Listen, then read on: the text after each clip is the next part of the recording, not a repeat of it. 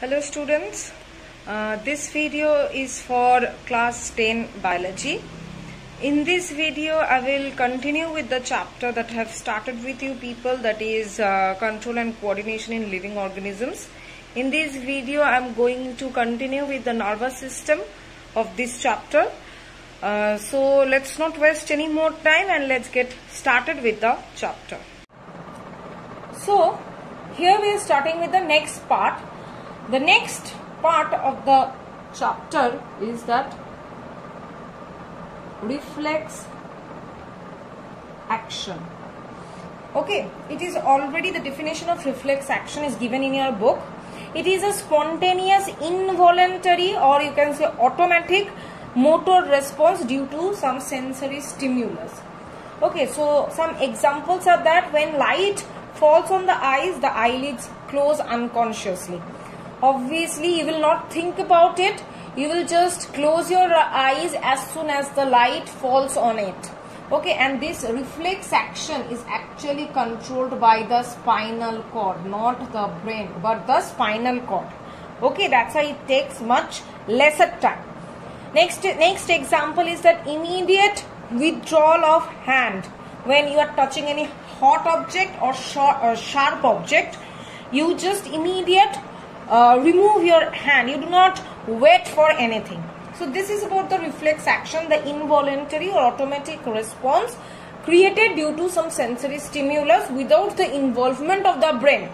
Okay, now next topic in your book, it is reflex arc and its components. So at first let us concentrate on the topic of the reflex arc. What is it? It is an arc like neural path. So it is arc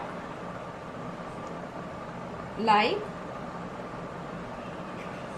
neural path, okay, which through which reflex action takes place. That means through this is an arc like path through which the reflex action travels.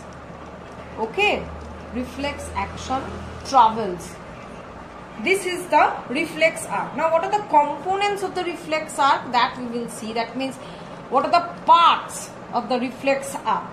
First part is the receptor. That means someone is, or something, or some body part is receiving the sensory impulse, okay, which is created by due to the environmental change. Next part is the sensory neuron. That means the impulse is carried by this sensory neuron, okay, to where? To the nerve center. So our next part is nerve center. That means to the CNS part. Here the decision will be made, internuncial neuron or adjuster neuron. Here the decision will be made and ultimately the response will be carried forwarded by whom? By motor neuron.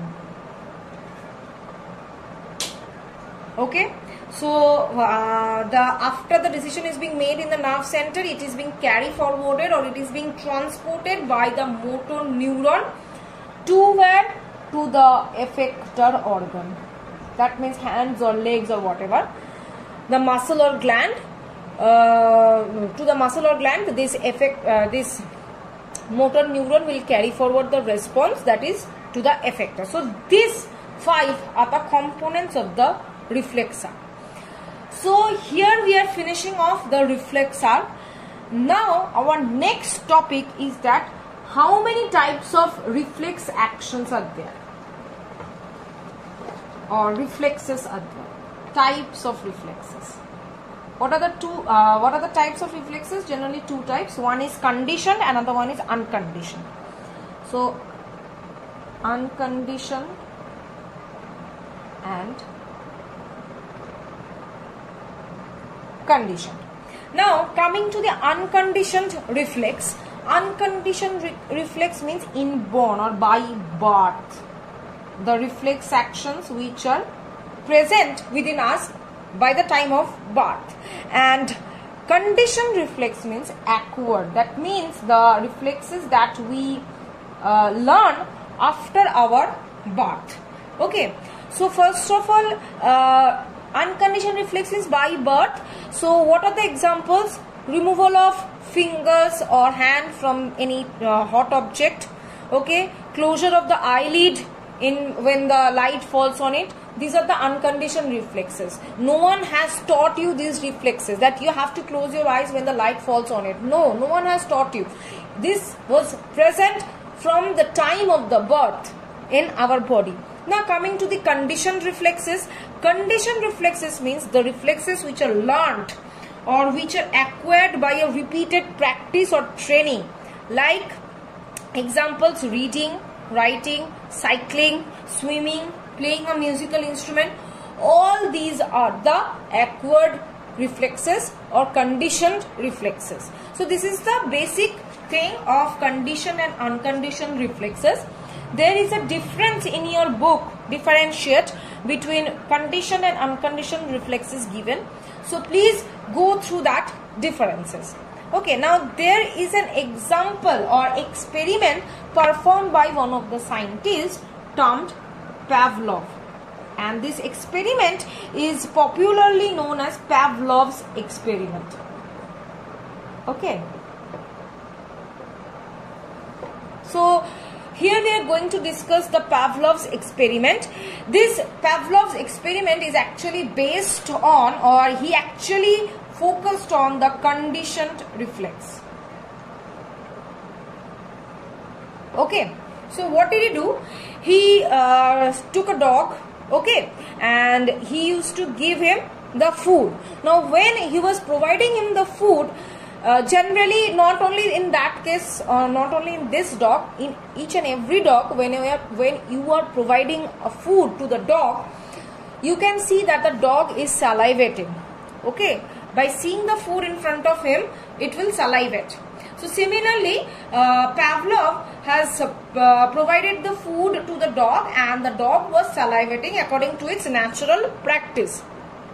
Now the next day, he had rang a bell, but not provided the food, but rang the bell. But that time, by hearing the bell, the dog was not salivating. The next day, he provided the food and rang the bell at the same time. Okay, now the dog was salivating. Now the dog was not salivating for the ringing of the bell. The dog was salivating for the food. Now he kept on doing these two phenomena simultaneously for some days. Okay, like 5 to 6 days or 7 days. After that, one day, what did he do? He rang the bell but did not provide the food.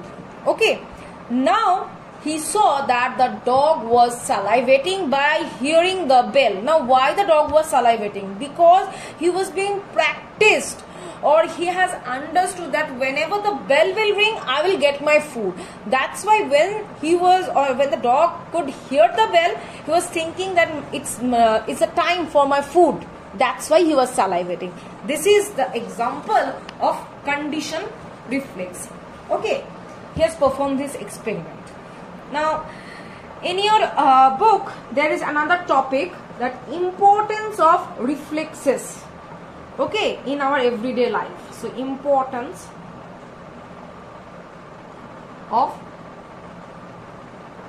reflexes. What are the importance? First is that blinking of eye. Okay, so you just think this blinking of eye, whenever any dust particles goes into your eyes, you just blink it. Okay, this helps to eradicate from that dot particles or dust particles. Apart from this, whenever your eyes become very much stressed out, you just blink it so that your eyes could get relaxed. So this this blinking of eye is a reflex action, and this is the importance of the blinking of eye. Number 2 is that coughing. Suppose any dust particles or food particles enter into your throat accidentally and you just cough it out. So what do? You are just throwing it out. You are throwing that unwanted particle from your throat by the help of this coughing. So this actually help to remove that unwanted particle from your throat. Next, number 3 is that sneezing. Same thing. Suppose any dust particles or pollen grains or any fine particles enter your nasal cavity. So you just sneeze it out. So what will happen? The dust particle or that unwanted particle which has entered in your nasal cavity, that will just come out due to this reflex action, the sneezing. Understood? So here till this much I am keeping the video. Hope you have understood. In the next video I will continue with the chapter. Thank you.